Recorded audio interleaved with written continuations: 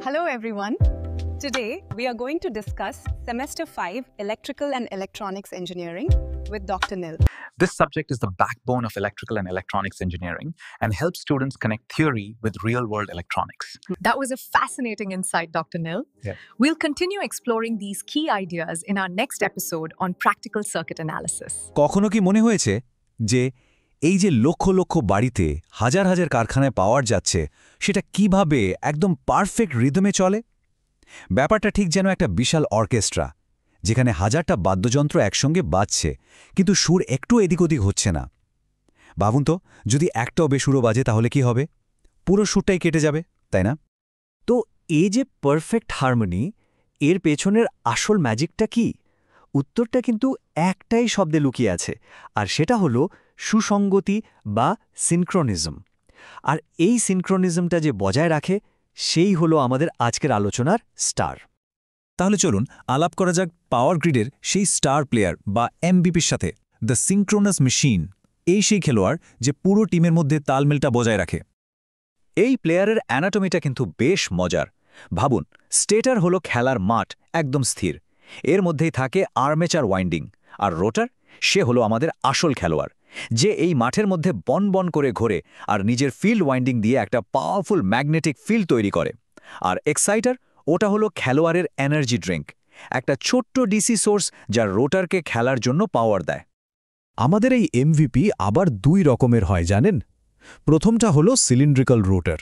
একে ভাবতে পারেন টিমের ফাস্ট স্প্রিন্টার, প্রচণ্ড হাই স্পিডে দৌড়ায়, মানে 1500 থেকে 3000 আরপিএমে। এদের দেখা যায় থার্মাল পাওয়ার প্ল্যান্টে। আর দ্বিতীয়জন হল সালিয়েন্ট পোল রোটার।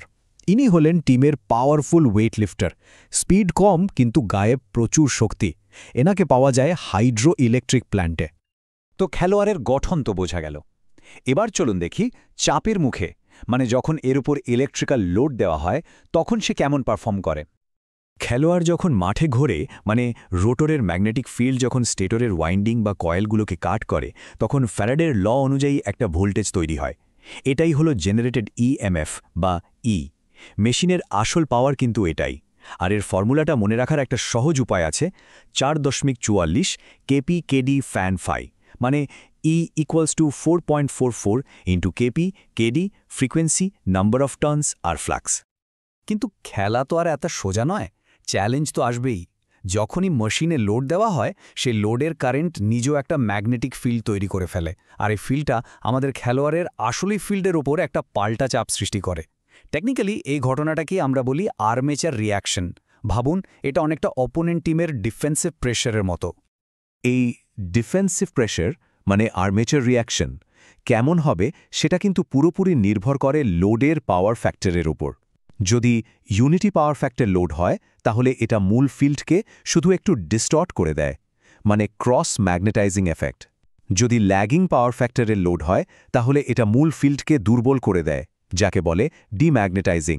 আর যদি লিডিং পাওয়ার ফ্যাক্টর হয়, তাহলে উল্টো, এটা মূল ফিল্ডকে আরও স্ট্রং বা শক্তিশালী করে তোলে, মানে ম্যাগনেটাইজিং এফেক্ট। এখন প্রশ্ন হল, ইঞ্জিনিয়াররা এই পুরো খেলার ইনস্ট্যান্ট রিপ্লে কিভাবে দেখেন? এর জন্য তাদের কাছে একটা দারুণ টুল আছে, ফেজার ডায়াগ্রাম। চলুন একটা ল্যাগিং লোডের জন্য এটা কিভাবে আঁকা হয় স্টেপ বাই স্টেপ দেখি।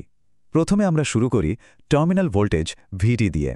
এরপর এর সাথে যোগ করি আর্মেচার রেজিস্ট্যান্স ড্রপ আইএআরএ, যেটা কারেন্টের সাথেই একই ফেজে থাকে। তারপর যোগ করি সিনক্রোনাস রিঅ্যাক্ট্যান্স ড্রপ আইএএক্স, যেটা কারেন্টের থেকে ঠিক 90 ডিগ্রি এগিয়ে থাকে। ব্যাস, এই সবগুলোকে যোগ করলে যে রেজাল্টটা পাওয়া যায়, সেটাই হলো আমাদের জেনারেটেড ইএমএফ ইজি। এবার আসি ভোল্টেজ রেগুলেশনে। এটা কি? এটা হলো মেশিনের পারফরম্যান্স কনসিস্টেন্সির একটা টেস্ট। মানে নো লোড থেকে ফুল লোড, এই পুরো সময়টায় মেশিনটা তার টার্মিনাল ভোল্টেজকে কতটা স্টেডি বা স্থির রাখতে পারে, সেটাই হলো ভোল্টেজ রেগুলেশন। মনে রাখবেন, এর পার্সেন্টেজ যত কম, মেশিন তত ভালো। তো একটা মেশিনের ভোল্টেজ স্টেবিলিটিকে লোডের পাওয়ার ফ্যাক্টর কিভাবে প্রভাবিত করে? এবার চলুন মেশিনের একটা খুব ইন্টারেস্টিং অপারেটিং প্লেবুক দেখে নেওয়া যাক, যাকে বলা হয় ভি কার্ভস।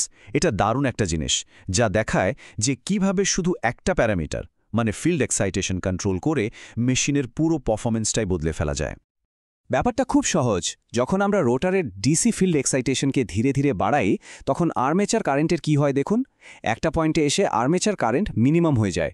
এই পয়েন্টে পাওয়ার ফ্যাক্টর থাকে ইউনিটির কাছাকাছি। এর থেকে এক্সাইটেশন কমালে মেশিন ল্যাগিং পাওয়ার ফ্যাক্টরে কাজ করে, আর এক্সাইটেশন বাড়ালে মেশিন লিডিং পাওয়ার ফ্যাক্টরে চলে যায়। এই যে আর্মেচার কারেন্ট প্রথমে কমে তারপর আবার বাড়ে, এই গ্রাফটা দেখতে ঠিক ইংরেজি ভি অক্ষরের মতো হয়, আর ইসিলিয়ে এর নাম ভি কার্ভ। এর একটা অসাধারণ প্র্যাকটিক্যাল অ্যাপ্লিকেশন আছে।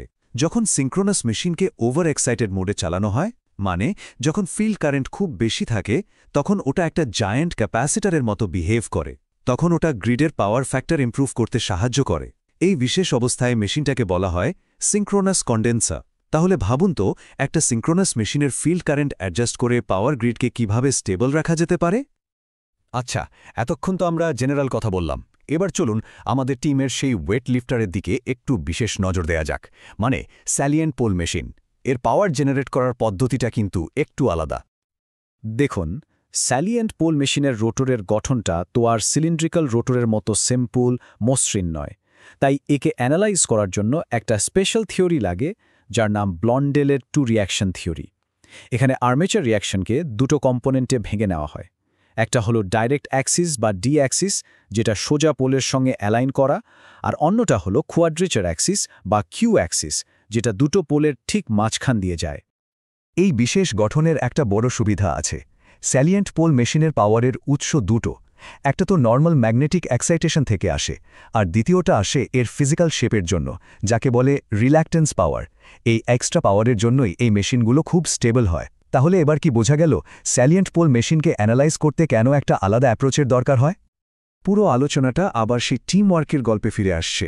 ভাবুন, টিমে একজন নতুন খেলোয়াড়কে নামানো হবে। তাকে তো বাকি টিমের সাথে একদম তাল মিলিয়ে খেলতে হবে, তাই না? পাওয়ার সিস্টেমেও ঠিক তাই। যখন একটা নতুন জেনারেটরকে চালু গ্রিডের সঙ্গে জোড়া হয়, তাকে বলে প্যারালাল অপারেশন। আর এই প্যারালাল অপারেশনের জন্য 4টে গোল্ডেন রুল আছে, যেগুলো মানতেই হবে। No excuse. 1. দুটো সিস্টেমের ভোল্টেজ সমান হতে হবে। 2. ফ্রিকোয়েন্সি একদম ম্যাচ করতে হবে। 3. ফেজ সিকোয়েন্স মানে RYB একই হতে হবে। আর 4. কানেক্ট করার ঠিক সেই মুহূর্তে ফেজ অ্যাঙ্গেল 0 হতে হবে। এর একটাও এদিক ওদিক হলে কিন্তু সিস্টেমে বিশাল বড় গণ্ডগোল হয়ে যেতে পারে। একবার পারফেক্টলি সিঙ্ক্রোনাইজ হয়ে গেলে লোড শেয়ারিংয়ের কাজটা শুরু হয়। এটা কন্ট্রোল করা হয় দুটো জিনিস দিয়ে। প্রাইম মুভারের ইনপুট মানে ফুয়েল বা স্টিম বাড়ালে মেশিনের অ্যাক্টিভ পাওয়ার বা কিলোওয়াট আউটপুট বাড়ে, আর রিঅ্যাক্টিভ পাওয়ার বা কেভিএআর শেয়ারিং কন্ট্রোল করা হয় ফিল্ড এক্সাইটেশন দিয়ে। তাহলে অল্টারনেটরদের মধ্যে লোড শেয়ারিং ম্যানেজ করার জন্য কোন দুটো কি অ্যাডজাস্টমেন্ট করতে হয়? তো এতক্ষণ আমরা যা কিছু নিয়ে কথা বললাম, সেগুলো শুধু পরীক্ষার খাতায় লেখার জন্য নয়। আজকের দিনে আর আগামী দিনের টেকনোলজির জন্য এই কনসেপ্টগুলো জানাটা কেন এত জরুরি, চলুন সেটাই দেখি। ভেবে দেখুন, আজকের দিনের রিনিউয়েবল এনার্জি, যেমন বড় বড় উইন্ড টারবাইনকে গ্রিডে ইন্টিগ্রেট করার জন্য এই মেশিন অপরিহার্য। ভবিষ্যতের ইলেকট্রিক জাহাজ বা বড় গাড়ি চালানোর পেছনেও এর ভূমিকা থাকবে। আর আধুনিক পাওয়ার গ্রিডকে স্টেবল আর এফিশিয়েন্ট রাখার জন্য সিনক্রোনাস কন্ডেন্সার হিসেবে তো এর জুড়ি মেলা ভার। সুতরাং এটা শুধু একটা পুরনো মেশিন নয়, এটা ভবিষ্যতের পাওয়ার সিস্টেমের একটা কি কম্পোনেন্ট। তাই আসল কথাটা হলো, সিঙ্ক্রোনাস মেশিনকে জানা মানে শুধু আমাদের পাওয়ার গ্রিডের ইতিহাস পড়া নয়, বরং এর ভবিষ্যতের জন্য নিজেকে তৈরি করা। আমাদের পৃথিবী এখন আগের থেকে অনেক বেশি ইলেকট্রিফাইড, সবকিছুই বিদ্যুতে চলছে। এই পরিস্থিতিতে আমাদের ভাবা দরকার যে এই 100 বছরেরও বেশি পুরনো এমভিপি, এই সিঙ্ক্রোনাস মেশিন আগামী দিনে আর কি নতুন চ্যালেঞ্জের মুখোমুখি হতে পারে, আর কি নতুন ভূমিকা পালন করতে পারে।